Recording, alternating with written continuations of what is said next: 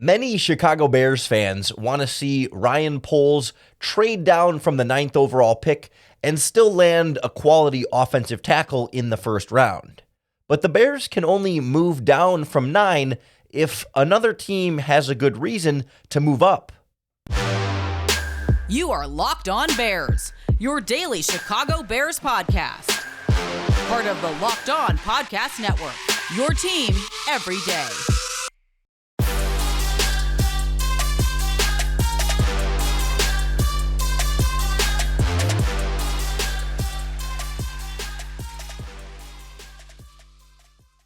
This is Locked On Bears, and I'm your host, Lorin Cox.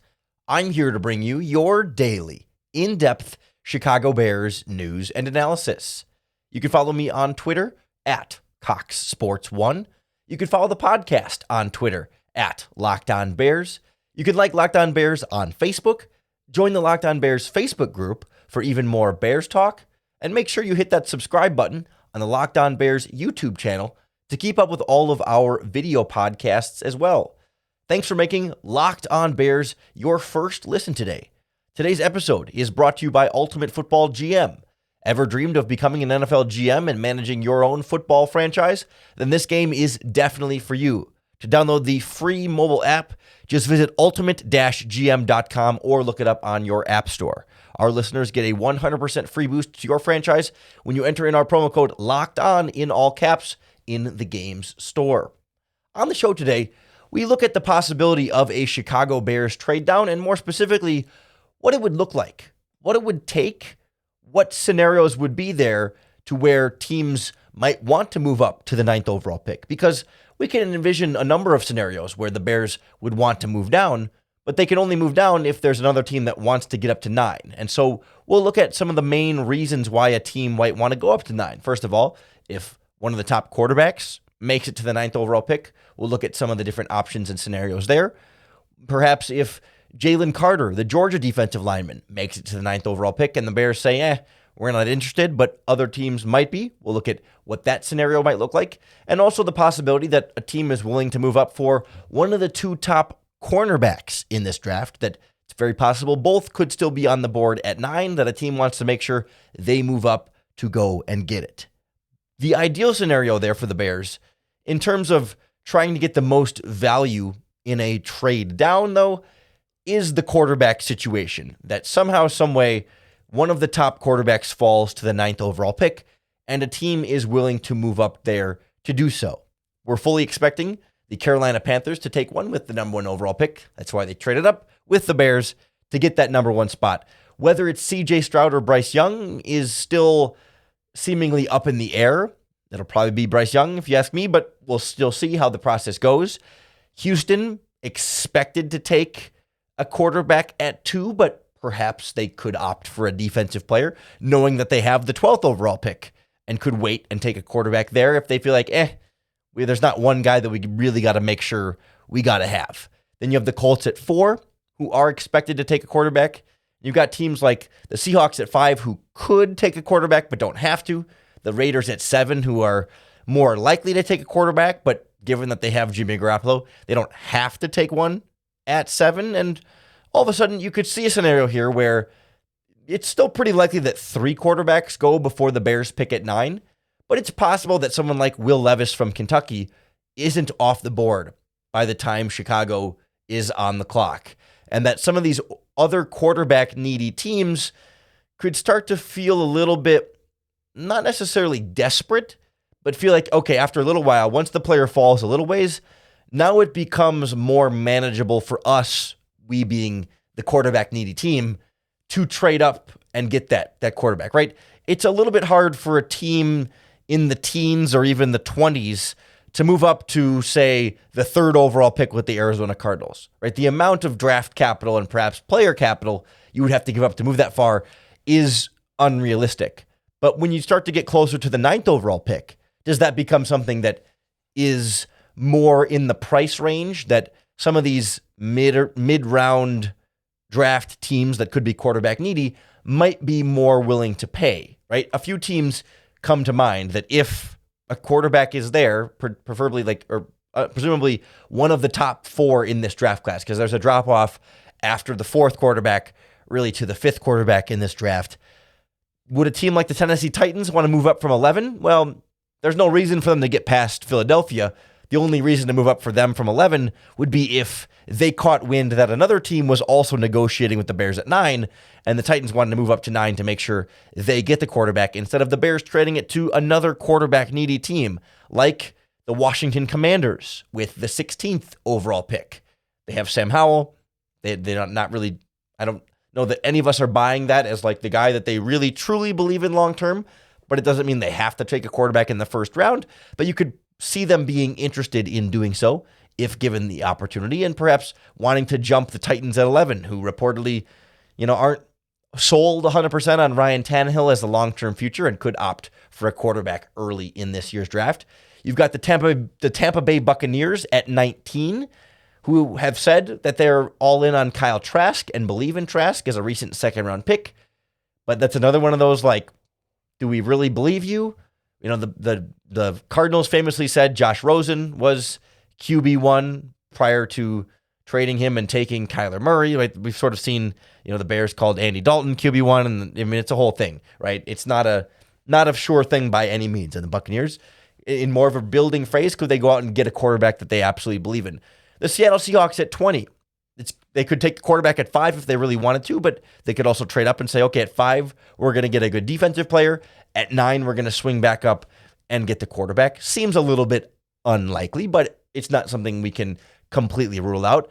And as we get, deeper into the 20s, the more unlikely it is that they would move all the way up to 9. But the Minnesota Vikings at 23 could be a sneaky team to go after a quarterback in this draft, feeling like they only have a year or so left with Kirk Cousins before they just want to move on, or will be a little bit more forced to move on depending on the quality of play there. And to move up for a quarterback in this draft, 9 to 23 would be quite a lift for them, and might be more than they're willing to give up at that stage, but it's within the realm of possibility. And it feels like if a quarterback is there, there's a handful of teams like this within a range close enough to be able to move up to 9 and give the Bears a good offer to trade down, because it's always a two-way street. The Bears can't just want to trade down. They need somebody who's willing to move up, and quarterback is always what moves the needle the most on draft day. Teams are always willing to give up just a little bit more to go up and get a quarterback compared to going up to getting some other position. That doesn't mean there aren't other positions in this draft that teams might be willing to move up for, including the biggest wild card of the first round, Jalen Carter. We'll look at that situation and why where the Bears pick at 9 might be a potential sweet spot there next on Locked On Bears. Today's episode is brought to you by Ultimate Football GM. We've been talking about this free mobile app a few times on the podcast now, and if you've ever thought about being an NFL general manager, you wish you had your own franchise to control, you got to give this game a try, because it puts you in complete control of your own team. You're deciding whether to trade up or down in the NFL draft and how far you want to go, what kind of picks you might be able to get for those spots. You're picking the draft picks, you're trading players, you're signing free agent contracts, you're hiring and firing coaches, coordinators, scouts, front office people, you're setting ticket prices, you're setting your lineups, and so much more, all in a challenging and realistic game world in the Ultimate Football GM app. It's really a lot of fun to play, and trust me, it's a lot harder than you think to win a Super Bowl. My teams have been playoff teams, but it's hard to really push your franchise over the top. It's free and playable offline, wherever you are, however you want. Ultimate Football GM is there for you. Right now, Locked On Bears listeners are going to get a 100% free boost to your franchise when you use our promo code Locked On in the game's store. That's in all caps, Locked On. So make sure to check it out today. To download the game, just visit ultimate-gm.com or find it in your phone's app store. That's ultimate-gm.com. Ultimate Football GM. Start your dynasty today. Part of the challenge for the Chicago Bears to trade down is to find a scenario where it's not so good that the Bears would just stay there and take the player, but it's good enough that another team would want to move there. And given the team's overall just need for talent, you can imagine that you'll be hard-pressed to find too many scenarios where it's a non-quarterback that a team would be willing to trade up for, that the Bears wouldn't just want to stay there at 9 and take.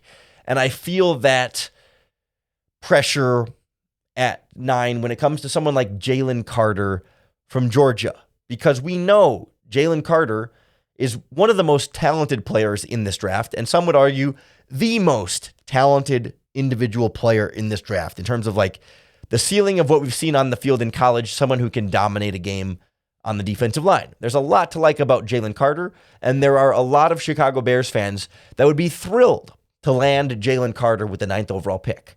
There are also a lot of scenarios here where Jalen Carter doesn't even make it to the 9th overall pick.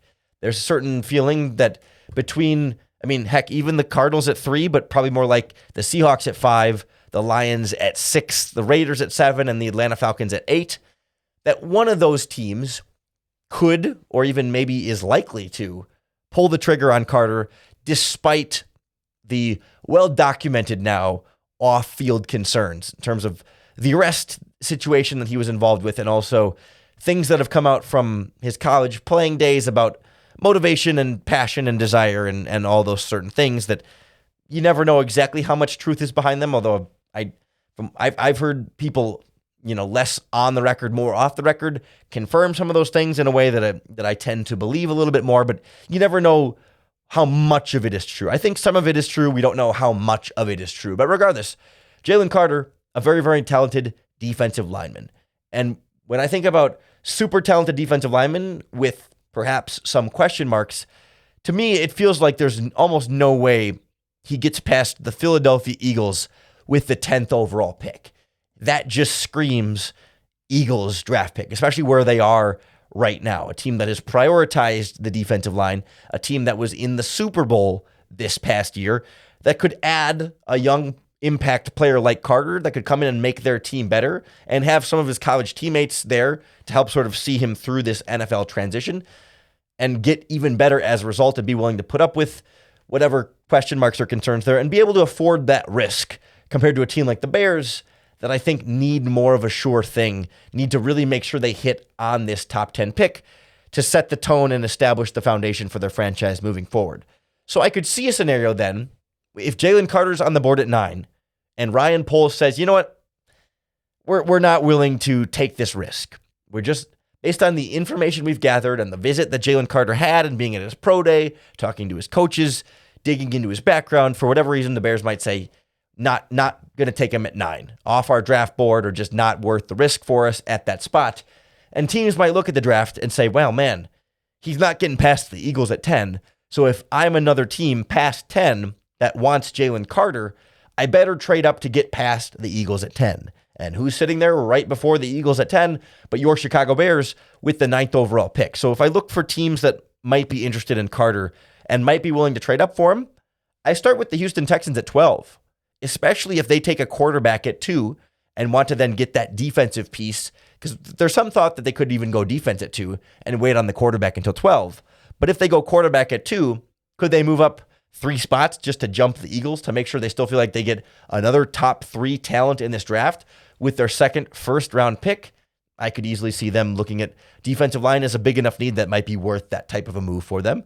I also look at the Pittsburgh Steelers as a team that has that need on the defensive line. They've been kind of trying to, it feels like they've been patchworking it together a little bit more. They brought back Larry Ogunjobi, but Cameron Hayward is on the old side of the NFL spectrum. He's been in the league for 12 years now. He's about to be 34 this offseason, and they signed a few kind of run-of-the-mill defensive linemen this year, but to have that young cornerstone piece for them moving forward, I think would be valuable.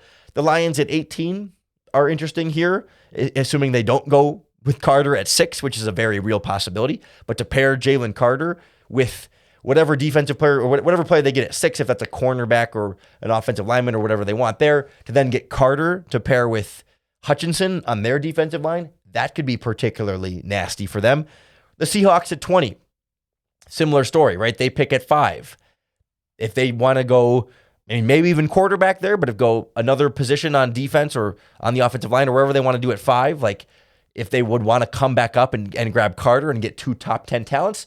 Both the Lions and the Seahawks probably admittedly seem unlikely. They would probably just take Carter with that 5th or 6th pick, respectively, and not pass on him there and then trade back up into the top 10. But teams that need defensive linemen that could be in the market there.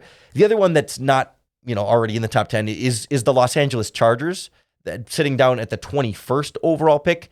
I think they've got a pretty big need on the defensive line as well. It's just another spot that they've kind of, I don't want to say like overlooked, but like, of course they got Bosa and Mack as like the edge rushers there, but on the interior, they've had a lot of journeymen there for quite some time. And to get somebody like Carter to pair with Mack and Bosa on that defense to try and boost that side of the ball, to go with to go with Herbert, I can't think of his first, Justin Herbert, thank you.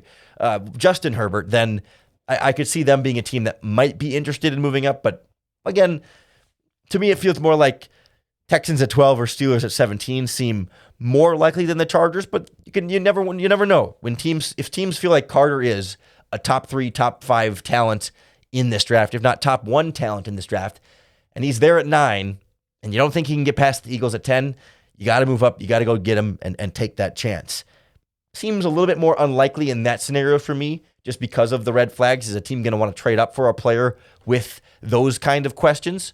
Maybe not, but there are other non-quarterbacks at 9 that I think could attract a team to trade up. And I think especially for me, it's the cornerback spot, where that's the one other position that could have really true blue top 10 talent on the board at 9 that the Bears would be willing to pass on and trade down. We'll look at some of those teams and some of those scenarios next on Locked On Bears.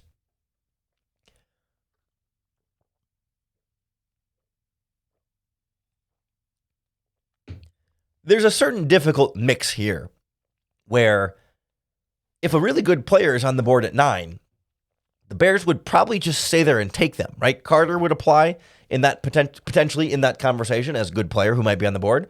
Certainly if, one of the edge rushers, Tyree Wilson from Texas Tech, or somehow, some way Will Anderson from Alabama, which both seem unlikely, but if one of those makes it to the 9th overall pick, the Bears aren't going to trade down then from 9 and let someone else come up and take that edge rusher.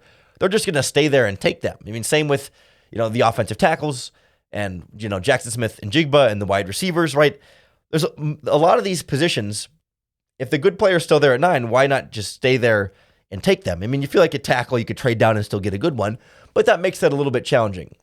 I think one of the exceptions, or one of the things that might be a sweet spot here of like really good top 10 talent player that a team might want to trade up for, but that the Bears might not be as jazzed about staying there and taking, are the 2 cornerbacks, Christian Gonzalez and Devon Witherspoon. Gonzalez of Oregon and Witherspoon of Illinois.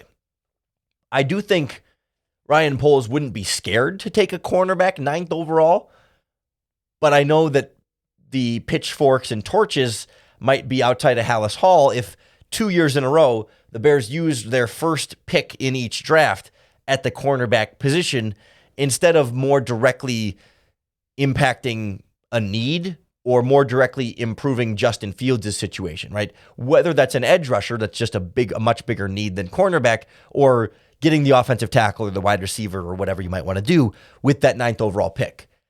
I think you can make a pretty good argument that in a lot of scenarios, if you're just going purely best player available, Devon Witherspoon or Christian Gonzalez would be the quote-unquote better player available, position neutral. If you take out the Bears' needs, who's the most talented player there? Witherspoon and Gonzalez might be more talented and more valuable at that spot than Jackson Smith and Jigba, than Paris Johnson Jr., than Broderick Jones, Darnell Wright, Peter Skronsky. More of a need position for the Bears. Those cornerbacks might be more talented. And the Bears could use an upgrade at cornerback. There's no doubt that either of those guys would easily push Kindle Vildor out of the lineup, and you would be set with Gordon, Jalen Johnson, and whichever rookie you might take.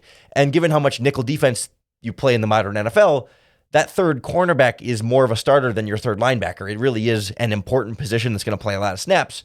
So there would be good justification for taking a cornerback there. But if Ryan Poles looks at it and says, man, I just can't, as much as I might like them or see them as best player available, I just can't use the 9th overall pick on a cornerback. Let me trade down because I like the offensive tackles. And when I move down, I can still land. I might not get my number 1 offensive tackle, but I still like my number 2 or number 3 options and feel like I could get them farther down in this first round. And I think there are teams in this draft that might look at it and say, man, if either they love Gonzalez or they love Witherspoon and say, man, he's still there at 9. Let's make sure we go up and get our guy. I think the Washington Commanders at 16 could really use a cornerback. I think the Steelers at 17 could also use a piece there. Again, we get into the same, like the Lions and the Seahawks. I think both have a need for cornerback, but they pick 5 and 6. So why not just draft Witherspoon or Gonzalez at 5 and 6 if you believe in them as a top 10 prospect? Like, probably not as likely there, but it does feel like there's a group of teams right in the early 20s that have a need for cornerback. And maybe they're willing to sit there and take whoever falls to them, like, Joey Porter Jr. or what some of the other, like Ringo and some of the depth in the cornerback class in the first round that's likely to be there in the 20s. But if one of these cornerback needy teams really falls in love and says, you know what, Baltimore Ravens, we got to move up from 22. We got to get that cornerback to really be that last piece in our defense to push things over the top. The Vikings at 23 also have a big need for cornerback. Jaguars at 24 as well. I mean, that's 15 spots to move up from 24 to 9. Might take a future first-round pick to do so. I don't know if those teams are going to be willing to give up a future first-round pick to move up or willing to move up the amount of draft capital it would take to move up, 13, 14, or 15 spots in the draft to go from 22, 23, or 24 all the way up to the 9th overall pick. And that's where it becomes challenging for the Bears, right? It's like your primary trade teams that we've talked about multiple times today are like maybe the Texans at 12, certainly the Commanders at 16 have a couple different options to move up. The Steelers at 17 have a couple different options to move up. And then it's like Lions, Seahawks, not really. Buccaneers at 19, maybe, but probably only for a quarterback. And then we start getting the teams in the 20s where it becomes really expensive for them to move up to where it might not be worth it to them. Are these cornerbacks or Jalen Carter like so good that they have to give up whatever it takes to get up there?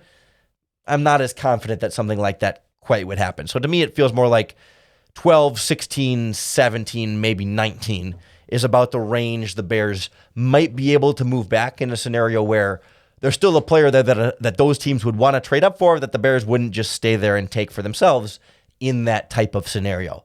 Be curious to hear what you think of the different trade down options for the Bears. What teams do you identify? What situations do you look at and say, yeah, this is the right time or the right set of picks to where this team would want to move up to 9 and make it a realistic option for the Bears? Let us know in the comments on the YouTube video here on the Locked On Bears YouTube channel. You can tweet us at Locked On Bears. You can keep the conversation going in the Locked On Bears Facebook group as well. Just make sure, however you do it, that you're subscribed to the Locked On Bears podcast wherever you listen to podcasts. That's going to be the best way to keep up with all of our daily, in-depth Chicago Bears news and analysis. Thanks for making Locked On Bears your first listen today and every day. We really want to shout out the everydayers here on the Locked On Bears podcast that tune in every single day. 5 days a week, we are here for you, and we're especially big fans of you everydayers that tune in every single day, that come back each and every day to make us your first listen. On Monday, I want to start getting into a little bit more as we get closer to actual draft week, like some of the dynamics of the draft class and why I feel like the Bears might be forced in a lot of ways to use their first 2 picks on offensive linemen and defensive linemen. And maybe not in that order, but in some order, offensive and defensive linemen, to make sure you really address those positions. So make sure you come back on Monday and next week. Become that everydayer if you aren't already here on the Locked On Bears podcast. And of course, you have to come back for your next opportunity to bear down.